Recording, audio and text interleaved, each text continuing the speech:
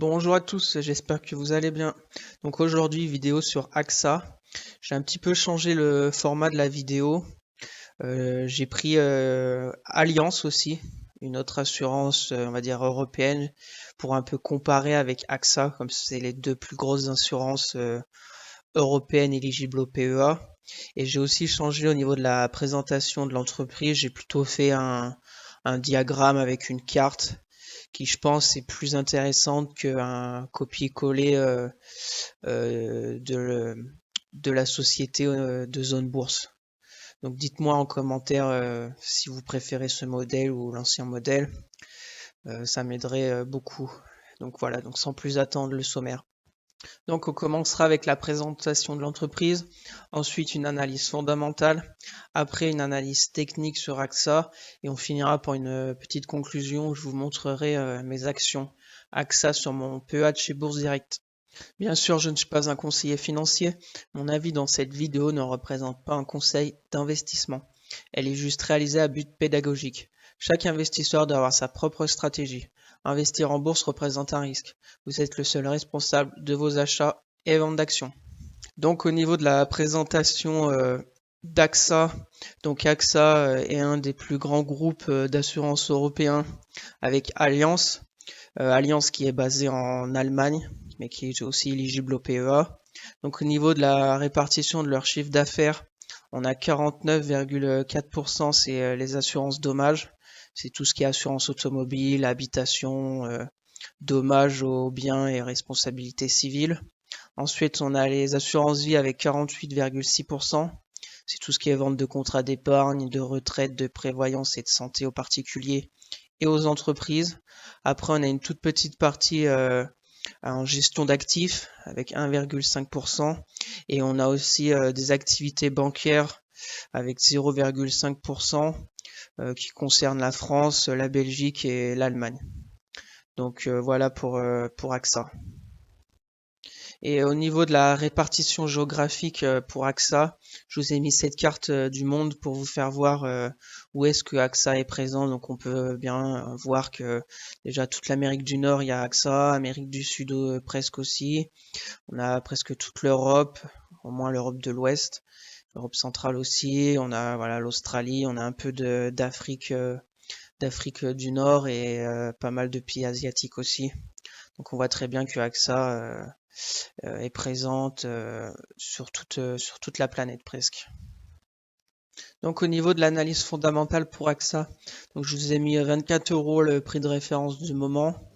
Ah, donc à gauche l'évolution de leur compte de résultats. On peut voir un chiffre d'affaires plutôt stable qui avait un peu baissé au niveau de la crise Covid, mais il est bien remonté. On a aussi une marge d'exploitation qui est bien remontée au-dessus des 8%, donc c'est plutôt intéressant. Et pour ce qui est, par exemple, pour comparer avec Allianz, Allianz a une marge d'exploitation de à peu près 9%. Donc ça se vaut. Ensuite, au niveau du dividende, on a un dividende qui augmente chaque année, donc ça c'est très intéressant. Un dividende qui n'a pas été coupé pour la crise Covid, ils l'ont baissé à 73 centimes, donc ça aussi c'est intéressant. Et on a aussi un fort rendement de presque 7%, donc ça c'est aussi très intéressant. Pour ce qui est du rendement d'Alliance, il est à peu près à 5,6%. Voilà, après le cours d'Alliance est beaucoup plus élevé là, parce que l'action est à peu près à 200 €. Voilà, après ce qui est du ROE, cette année on a bien remonté, on est à presque 15%. Pour ce qui est du payout ratio, c'est intéressant parce que chaque année on le baisse, donc c'est bon signe aussi. Contrairement à Allianz qui est à presque 90% de payout ratio, donc ça commence à être un peu dangereux, même si c'est une assurance, donc ça va. Et pour ce qui est du PER aussi, l'action est plutôt pas chère, on va dire, avec à peu près 9 fois les bénéfices, comparé à Allianz qui a à peu près un PER de 18 fois. Donc voilà pour l'analyse fondamentale d'AXA. Donc je vous ai mis un comparatif du cours de bourse durant ces 5 dernières années entre AXA et Allianz. Donc ce qu'on peut voir, c'est que Allianz a augmenté leur cours d'à peu près 14%, contrairement à AXA qui n'a pas bougé. Elle est au même endroit qu'il y a 5 ans. Voilà, donc on va dire que Allianz est meilleur au niveau de son cours de bourse, même si ça suit à peu près. Mais voilà, dans ces 5 dernières années, Allianz s'en est mieux sorti que AXA. Donc passons à l'analyse technique pour AXA. Donc je me suis mis en unité de temps weekly, donc toujours sur TradingView, pour vraiment voir la tendance de fond durant toutes ces années. Donc ce qu'on peut voir, c'est que de 2013 à on va dire début 2018, on a plutôt une bonne tendance haussière. Après, on va dire une stabilisation avant la crise Covid. On va se mettre en daily pour voir ça de plus près. Alors, donc crise Covid, après un bon rebond, une rechute, et après on a entamé un beau canal haussier là que je vous ai matérialisé. On voit bien qu'on a plusieurs points sur la moyenne mobile 200, et donc après on l'a cassé par le bas. On a cassé aussi la moyenne mobile 200 avec la guerre en Ukraine. Après, on a refait un pullback un peu sur le canal. Et là, on est un peu sur le bas je vous ai fait une sorte de biseau aussi là, long terme. On est plutôt sur le bas du biseau.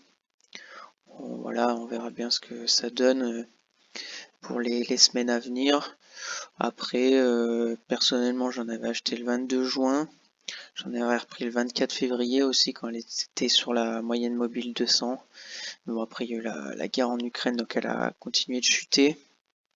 Mais bon, après, AXA, comme je vous l'ai dit avec l'analyse fondamentale, c'est plus une action à dividende avec son fort rendement sur dividende qu'une action de croissance. Mais voilà, après, au niveau des supports intéressants, il y a celui-là, là, vers les 20,50 € à peu près, 21 €, qui a été touché plusieurs fois. Je vous ai mis aussi cette résistance qui était la résistance avant la crise Covid, qu'on a réussi à passer début 2022. Après, bon, comme on va bientôt y venir si on continue à augmenter là, et on va rencontrer la moyenne mobile 200.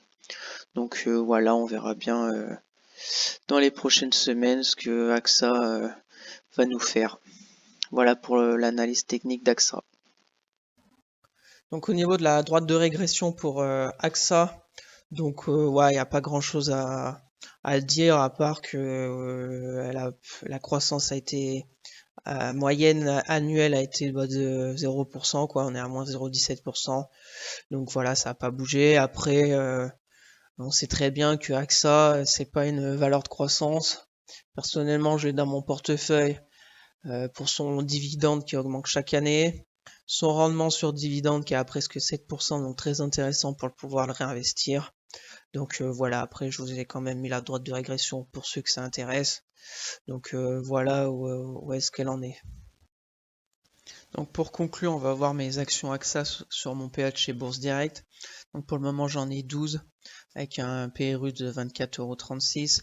Je suis en moins vu latente de 12,34 €, ce qui représente à peu près moins 4%. Donc voilà, donc comme on a vu avec l'analyse fondamentale, je pense que AXA est une très bonne société à avoir dans son PEA pour une stratégie à dividende long terme. On a un dividende presque à 7% de rendement et qui augmente presque chaque année, donc c'est très intéressant pour pouvoir le réinvestir et faire effet boule de neige dans son portefeuille.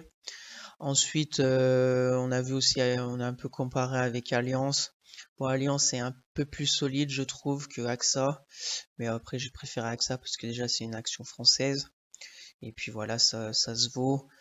Voilà, après ensuite, quand rentrer sur AXA, il n'y a pas trop de moments, on va dire que c'est pas une action de croissance. Donc quand vous voyez qu'elle est plutôt en forte baisse, bah, faut en prendre, je pense. On a vu qu'elle était plutôt sur le bas du biseau, donc ça pourrait être intéressant d'en reprendre. Et puis voilà, on va attendre ces résultats semestriels pour voir au niveau de ses objectifs à l'année ce que ça va donner. Et puis voilà, avec ça, on garde un fond de portefeuille et on n'y touche pas. Donc merci à tous d'avoir suivi cette vidéo. J'espère qu'elle vous a été utile. Voilà, dites-moi en commentaire si vous aimez bien ce format avec quelques modifications au niveau, on va dire, de la présentation de l'entreprise. Et puis, si ça vous intéresse aussi de faire un petit comparatif vite fait avec une autre société du même secteur, je pense que ça peut être intéressant. Et voilà, après, n'hésitez pas à vous abonner, à partager, à liker la vidéo, ça fait toujours plaisir. Et puis voilà, on se retrouve pour de prochaines vidéos. Allez, bye!